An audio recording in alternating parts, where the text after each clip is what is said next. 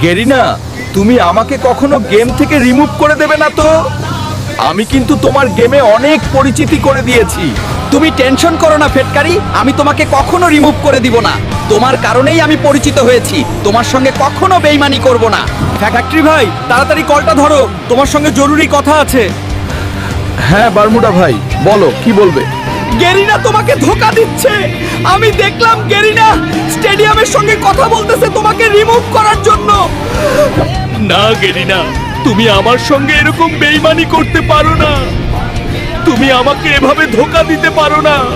এই যে গেরিনা, তুমি ফিটকারিকে রিমুভ করে আমাকে বসাবে তো? আর আমাকে কখন ফিটকারির জায়গায় বসাবে?